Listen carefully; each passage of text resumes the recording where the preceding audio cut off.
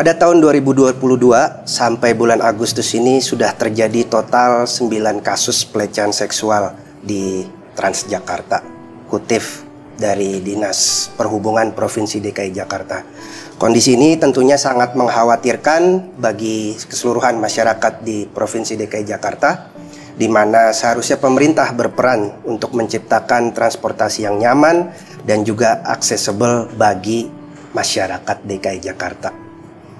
Nah, gini Mas, ngomong-ngomong kita tadi bicarain tentang apa? Pelecehan seksual di Transjakarta. Transportasi berarti kan? Transportasi. Gitu. Nah, saiki aku ada temen nih namanya Mbak Devi Anggra dari datang. Dewan Transportasi Kota Jakarta. Ya. Apa kabar Mbak? Alhamdulillah baik, Mbak Cica apa kabar?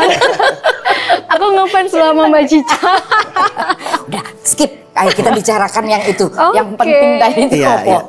Bagaimana sekarang terakhir kesibukan dari Dewan Transportasi Kota Jakarta sendiri sedang apa nih progres yang dikerjakan?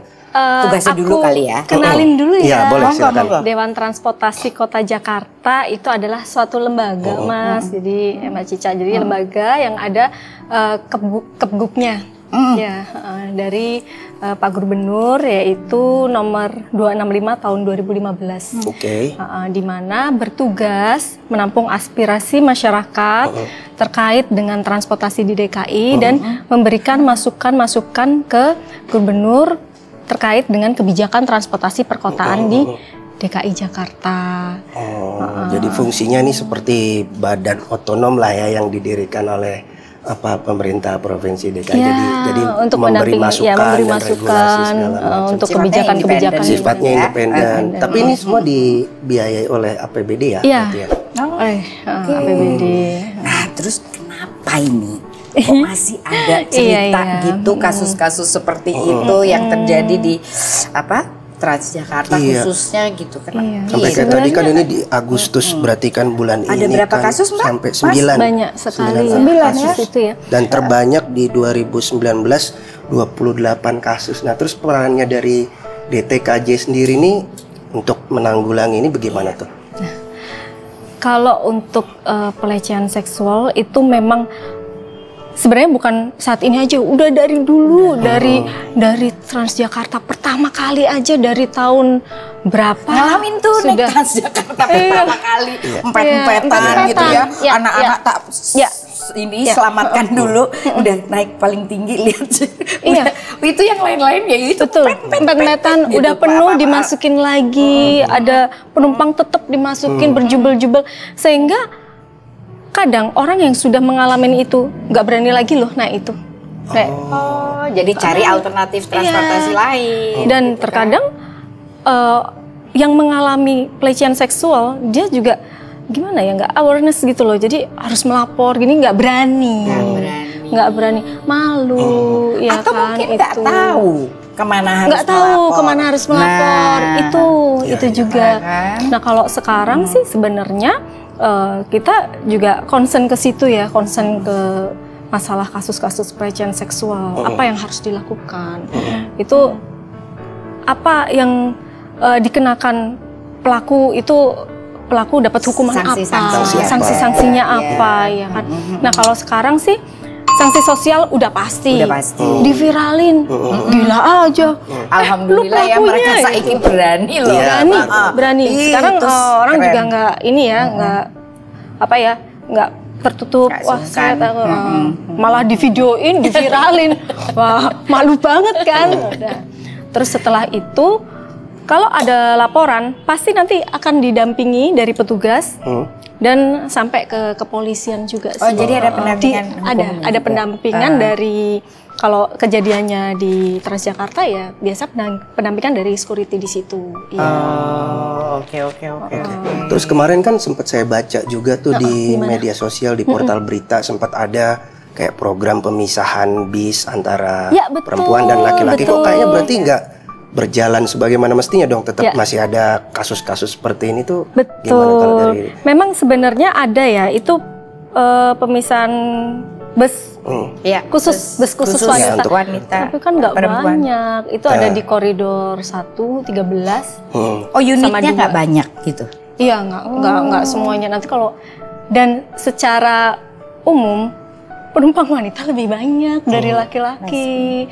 Karena kalau misalkan laki-laki kan bekerja di peak hour dong. Iya, Tapi betul. kalau perempuan kan enggak, ada yang belanja, ada yang bekerja. Jadi di jam berapapun lebih banyak wanitanya. Jadi kalau misalkan dijadiin bus wanita semua kayaknya nggak mungkin juga gitu kan. Iya sih. Dan betul. penonton semua juga kita di sini berusaha untuk menghadirkan representasi atau instansi terkait yang mungkin berkecimpung dan kaitannya dengan transportasi juga, karena kita sebelumnya juga mencoba untuk kontak dan mungkin menghadirkan ke sini, cuman mungkin karena kondisinya juga masih seperti ini ya Mbak Cica juga, jadi mungkin ya semoga dari DTKJ ini bisa terwakili lah setidaknya gitu. Jadi kalau ke depan nih tadi kembali lagi nih kepada kan tadi Mbak Devi menyampaikan soal laporan, sejauh mana lagi tuh ditindaklanjuti soal laporan itu? Kalau lapor pasti nanti didampingin dan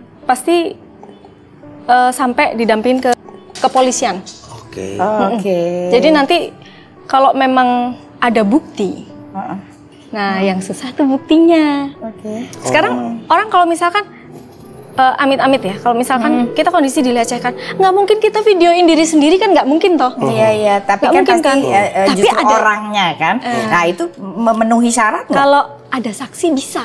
Oh harus oke. Jadi kalau misalkan gitu kan teriak kan ada saksi gitu. Ah, lapor sama yang ini saksinya dibawa. Orangnya mana? Pasti ketangkap kamera sih. Kalau misalkan dia di dalam bus juga ada kamera. Di halte juga ada kamera. Iya makanya. Seringnya biasanya di dalam bus ya, Mbak. Dalam bus. Sementara tadi aku sempat ngobrol-ngobrol sama Mbak Devi bahwa ternyata CCTV-nya itu sendiri, apalagi kalau gerbongan, cuman siji toh? Enggak, petugasnya yang satu. Oh petugas satu, tapi CCTV di dalam bus. CCTV ada bisa mencakup semua sudut. Semua sudut. Cuma kasusnya kalau misalkan yang sampai yang peak gandeng hour itu yang berdesakan itu kan nggak kelihatan ke ini ke jemput-jemput. Gimana kalau seandainya maksudnya ada cara misalnya pakai alarm kayak atau apa gitu ya, bahwa maksudnya ini udah melebihi kapasitas nih, bunyi betul. gitu, jadi udah ditutup pintunya, jebret itu bagus gitu. sih, jadi kayak lift ya. Betul sih. Memang masukkan aja. Seharusnya seperti itu, seharusnya seperti itu. Cuma kan terkadang ya operator tuh ya mengejar target penumpang. Tapi sekali lagi karena ya, kalau di peak hour ya begitu. Iya. Sekali lagi maksudnya memang agak selain semua tadi kondisiannya harus dirapiin apa segala macam, tapi mindsetnya si penumpang ini juga harus dieduket kayaknya. Perlu ada edukasi. Iklan campaign. Dari kalau dari udah dilakukan. Lakuin. Ya, campaign terkait stop pelecehan seksual, kemudian awareness kepada semuanya, kemana harus lapor, dan yang baik yang melihat ataupun yang merasa dilecehkan harus melapor. Nah itu stikernya ditempel-tempel di halte, di bus. Mereka melakukan itu sih untuk sekarang. Terus saya ada pertanyaan nih Mbak. Dua sih pertanyaannya, jangan satu deh. Iya boleh. Sedikitan ya. Pertama, sejauh mana laporan itu akhirnya fast respon gitu loh, ditindaklanjuti, karena kan yang dibutuhkan masyarakat itu. Terus nomor dua, kemarin juga saya sempat baca-baca di websitenya DTKJ dan juga instansi terkait sering melakukan diskusi dan webinar terkait itu. Ini akan sejauh mana masif dan intensnya lagi gitu? Biasa kalau ada terkait isu-isu yang langsung melejit itu, kita pasti langsung adakan pertemuan.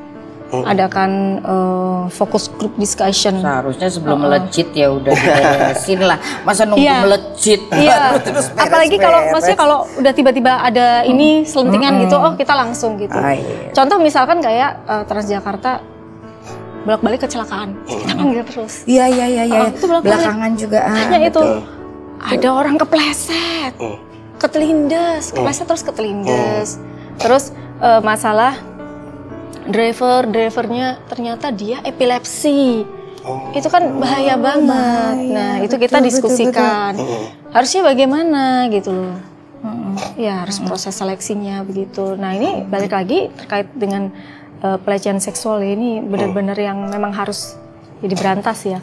Sebenarnya kalau dalam peraturan pun pasti si pelaku bakal kena hukuman.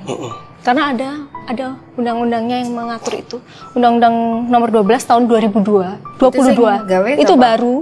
Undang-undangnya baru? Iya, itu baru. Itu terkait kekerasan seksual.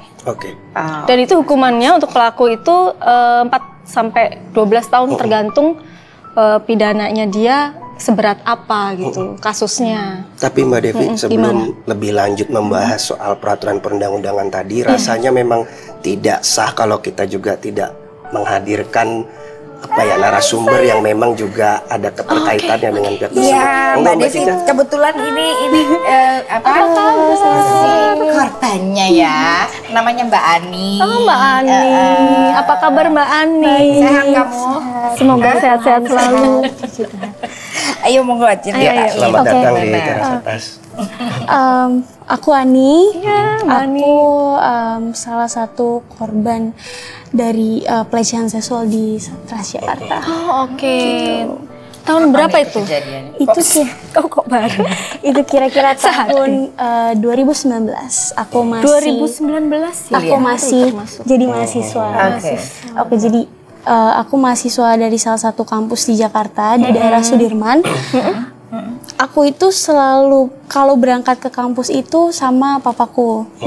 Tapi kalau lagi aku pulang, aku itu selalu naik Transjakarta. Jadi sebelumnya sama sekali aku belum pernah maksudnya dilecehkan dan lain-lain gitu. Jadi aku merasa aku aman aja untuk naik Transjakarta gitu.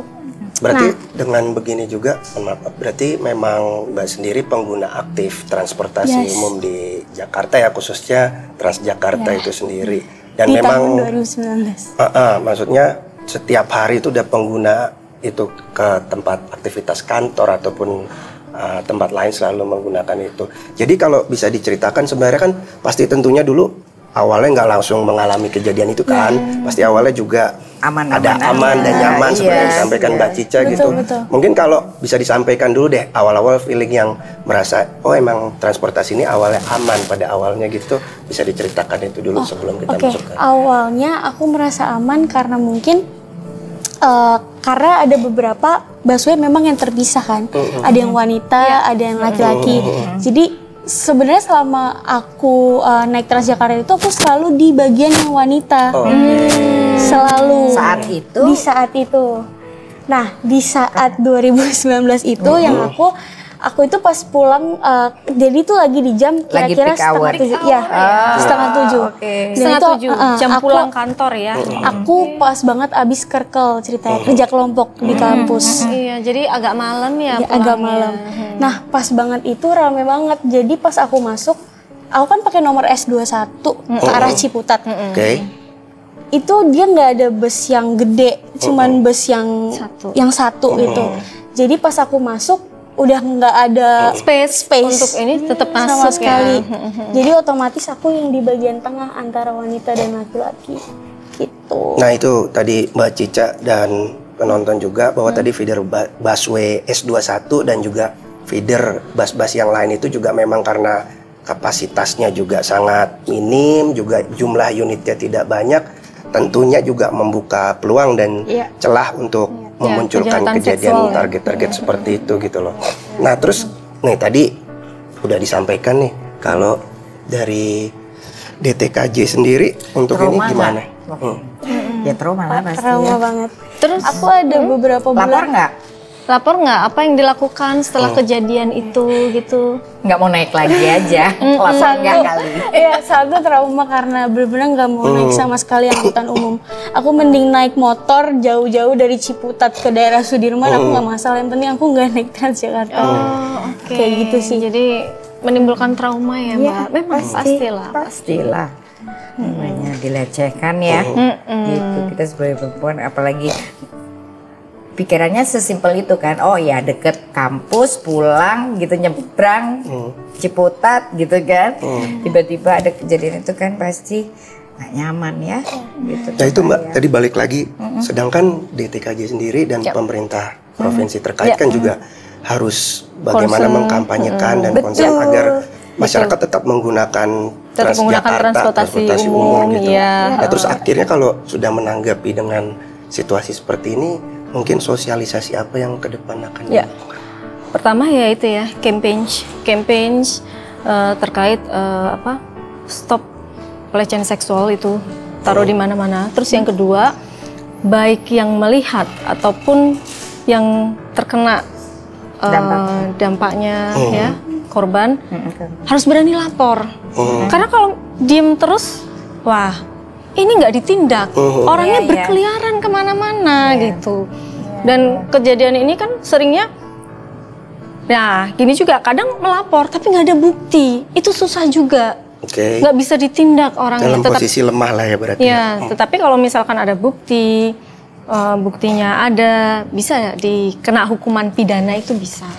Terus setelah aku terkena pelecehan seksual itu memang setelah itu kebetulan lagi di daerah Pondok Indah. Di Pondok Indah. Jadi karena udah gak nyaman dan gak bisa ngapa-ngapain juga, jadi kayak speechless gitu. Akhirnya aku memutuskan untuk turun di daerah Pondok Indah 1 haltenya kalau nggak salah. Iya, dekat mall. Iya, depan mall persis, ya? depan mall persis. Aku mikirnya karena supaya bisa bilang mamaku kayak mah jemput kayak gitu. Akhirnya karena aku sudah turun, aku nyari orang yang bisa aku laporin. Oke, itu udah bener sih tindakan itu. Dan aku nggak bisa, aku nyarinya tuh yang perempuan karena aku mikirnya kayak mungkin dia bisa tahu ya perasaan aku gimana saat aku dilecehkan seperti itu. Akhirnya ada yang biasa jaga isi kartu. Gitu. Tapi bukan petugas keamanan ya? Bukan. Terus apa selanjutnya tindakan dari? Akhirnya aku ngomong, aku nangis dan lain-lain. Dia cuman kayak kenapa nggak diselesaikan di atas bus, maksudnya di atas bus. Terus aku cuman kayak diem, aku nggak bisa ngomong. Kenapa nanya kayak gitu? Jelas-jelas aku nggak bisa ngapa-ngapain di bus. Basi lagi tuh laporan kamu. Iya, jadi nggak ditindak. Setelah nah itu udah betul. Jadi bedanya dulu mungkin kurang ya awareness itu ke petugas-petugas. Tapi kalau sekarang ya petugas-petugas Transjakarta sendiri sudah diedukasi. Ketika kejadian ini, jadi kalau kayak yang kejadian yang baru-barulah itu yang ada laporan itu pasti dia ditindak, langsung ditindak. Tapi mungkin bisa dijelasin juga ke penonton kalau mau melakukan pelaporan nih posisinya kayak tadi itu harusnya bagaimana prosedurnya dan menghubungi ke siapa, mungkin bisa disampaikan ke. Kalau misalkan ngalamin kejadian itu, pertama ya udah cari security yang ada di situ atau petugas yang ada deket situ. Dan minta pendampingan, melapor, kemudian nanti keluhannya apa yang dirasakan. Kalau ada, pasti kan kalau di halte, di bus juga kan ada CCTV ya, itu bisa diminta rekamannya sebagai bukti. Jadi nanti ya bisa dipidanakan, orang tersebut bisa dicari lah. Artinya biar dia juga tidak akan berkeliaran ke transportasi umum lainnya. Soalnya itu penyakit, Mbak. Iya. Itu penyakit. Dia merasa happy kalau misalkan nggak ditindak kan. Begitu lagi pasti. Makanya harus sanksinya harus agak keras. Harus agak keras. Nah, berkaitan tadi dengan sanksi kan kalau di Perda 10 tahun 2014 itu pemerintah daerah memang memiliki otoritas untuk mengelola bus rapid transit itu tadi ya, Transjakarta ya maksudnya, termasuk juga di dalamnya keselamatan pengunjung kayak gitu. Nah, kalau efek deterannya yang akan diberikan tuh, kalau misalkan dari pemahaman teman-teman DTKJ itu kira-kira apa yang paling pas untuk pelaku pelecehan seperti ini ya, kira-kira apa? Kalau dari Transjakarta ya? Iya, maksudnya kalau untuk ada kejahatan seperti ini Transjakarta, kalau menurut dari pihak DTKJ harus dibentuk efek deteran apa yang? Ya harusnya langsung ditindak tegas ya, ditindak tegas, langsung ditangkap pelakunya saat itu juga, bawa ke polisi. Udah. Jadi harus ada keberanian juga dari korbannya ya. Ya, korban gitu. harus berani. Kalau telat susah. Iya, gitu betul. Kan? Jadi langsung saat itu teriakin dan kasih tahu yang di sekitar, otomatis ketangkep kan. Bawa ke petugas langsung. Ada itu kejadian yang seperti itu. Jadi langsung dibawa, ya masukin ke sel, udah. Terus dikena sanksi berapa lama? Dia macam-macam sih, tergantung dari bukti yang ada. Itu. Kalau buktinya lemah, iya, kalau buktinya lemah bisa beberapa hari. Tapi kalau misalkan buktinya memang kuat, yang dia tindak pidananya emang ini ya sampai inilah ya besar, tinggi gitu, ya pasti hukumannya tinggi juga sih. Yang penting ada bukti, ada saksi. Udah. Terus Mbak Cica tadi berkaitan pelaporan sama efek deteran, saya itu penasaran kan sudah ada kanal saluran siaga 112 dan pos apa? Ada SAPA itu. Sejauh mana tuh maksudnya nih efektif? Kayaknya kok masih belum apa itu belum juga usul banyak. Dari DTKJ juga belum sebelumnya? banyak yang tahu ya tentang usulannya dari SAPA itu. DTKJ. DTKJ pernah juga sih mengusulkan itu harus ada kanal-kanal untuk laporin kemana kayak ini. Kalau untuk pos yang 112 itu kan dari DKI ya, memang ya. Itu ada, tetap ada juga. Cuma memang sosialisasi mungkin ya yang kurang. Sosialisasi. Selalu masalahnya di situ Mas Yoga. Nggak semua orang tahu. Apa aja ya, undang-undang, urusan yang kayak sosialisasinya gini, kurang. sosialisasi. Jadi itu yang perlu disosialisasikan, dan DTKJ juga akan bersinergi, berkolaborasi untuk mensosialisasikan itu ya. Jadi biar semua orang tahu, oh ada SAPA loh. Jadi orang mau ngelakuin kejahatan takut juga. Itu sih. Berarti kan kalau kayak begini juga kejadian-kejadian seperti ini tuh sebagai bentuk inkapabilitasnya pemerintah terkait ya maksudnya gitu loh. Nah ini kalau udah tahu akan ada kejadian-kejadian seperti ini, sebelumnya udah pernah muncul dari teman-teman DTKJ nanti ke depan, kira-kira apa yang untuk, kan masyarakat juga berhak untuk melakukan peneguran dan pengawasan juga terhadap pemerintah. Pasti.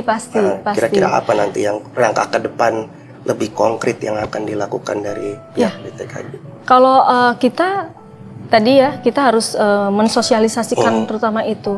Apa yang harus dilakukan, tindakan apa yang harus dilakukan ketika penumpang mengalami seperti itu. Karena kan maunya kan transportasi Jakarta itu kan aman, nyaman, lancar, selamat. Betul. Dan terintegrasi. Nah sekarang kalau nyaman aja enggak, siapa yang mau naik? Takut takut Mbak? Takut. Banyak takut. Nggak mau naik. Aku yang milih sama Ani numpak motor. Iya, lebih aman. Enakan naik motor. Betul. Beres. Cepat. Terus nggak berurusan dengan orang banyak yang apalagi ya pernah dibegitukan ya. Itu kan betul itu. Berarti Mbak Cica, tagline maju kota bahagia warganya nggak berlaku ya Mbak? Sepertinya begitu Mas Yoga. Sepertinya begitu ya. Kalau begini kan berarti masyarakatnya nggak bahagia. Gimana? Masyarakatnya bahagia apa enggak nih? Ya kan semua juga di sini bisa kita saling sharing nanti kalau teman-temannya juga bisa masukkan juga.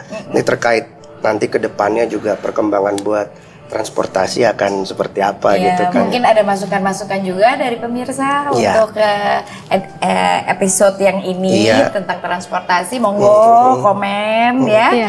Jadi nanti kita terusin lagi sama Mbak Devi. Buat kamu jangan trauma, tetap semangat. Pokoknya ya lain kali langsung beri aja contoh kayak gitu. Bogem mentah. Mungkin pas aku pas jadi mahasiswa itu aku memang masih nol banget awareness untuk awareness masalah itu. Betul. Untuk nggak naif gitu ya. Gimana prosesnya dan lain-lain itu aku nggak tahu. Nah, makanya sama satu lagi itu sih Mbak, benar-benar sosialisasi itu. Sosialisasi itu yang penting. Number one, itu penting banget. Sangat penting. Karena banyak sekali isu-isu yang ada, tapi nggak tahu harus kemana kanalnya tadi. Bingung gitu kan. Cuman bisa ngedumel, ngegerung. Bisa mengadu juga sih ke Dewan Transportasi Kota Jakarta melalui IG kami. Ada Dewan Transportasi Kota, di web juga ada ya. Itu ada www.dtkj. Oke. Ya. Nah, di situ bisa tulis, bisa ini apa yang dialamin, dan nanti kita juga akan tindak sih. Kita dapat masukan-masukan lagi yang lebih lanjut ya, lebih baik. Untuk tadi apa? Sebelum ditutup Mbak Cica, ada baiknya perwakilan dari DTKJ ini mungkin speak on cam. Bagaimana campaign untuk kalau akan ada pelecehan seperti ini, pengaduannya seperti apa? Silakan kepada kamera. Jadi buat semuanya teman-teman jangan takut melapor. baik yang melihat ataupun yang mengalami pelecehan seksual. Nggak usah takut, nggak usah malu, lapor, akan tetap dijaga kerahasiaannya. Kalau nggak lapor, masih berkeliaran di mana-mana. Jadi mari kita berantas kejahatan-kejahatan itu ya. Iya. Itu saja sih. Monggo. Ya, aku cuma pesannya satu aja. Insya Allah dengan edisi kita kumpul-kumpul ini di otak gitu, bisa ada way out, ada jalan keluar untuk bagi mereka-mereka yang korban. Terus alhamdulillah hari ini kita ketemu sama Mbak Devi, ya kan? Banyak masukannya juga. Monggo dimasukin lagi ke seberang sana bahwa ini ternyata masih ada sosialisasi kurang, gitu betul, aja, betul. gitu dari aku. Itu sih. Oke, jadi untuk mengkonklusi pembicaraan kita kali ini, pertama kita mengalami kejadian seperti ini atau melihat kejadian seperti ini, kita bisa ke lapor 112 ya tadi, Sapa 112 agar nanti bisa ditindak lebih lanjut atau ke instansi terkait dan juga nanti bisa lapor ke Instagram di Instagram DTKJ, Dewan Transportasi Kota. Oke. Sekiranya mungkin itu diskusi dari kita hari ini ya. Masih enak sih sebenarnya. Masih seru sih sebenarnya, tapi waktu udah nggak mungkin. Matur nuwun Mbak Devi, terima kasih semuanya atas waktunya. Pokoknya kamu tetap sehat, jangan ini balik lagi transportasi banyak yang lain kok sekarang. Banyak pilihan, apalagi di DKI udah dahsyat banget semua. Ya. Transjakarta pun sekarang juga udah semakin baik sih, nggak seperti dulu. Karena saya juga dulu merasakan Mbak 14 tahun lalu. Iya, kamu desukan. Aduh, itu sih. Sekarang udah lebih baik sih.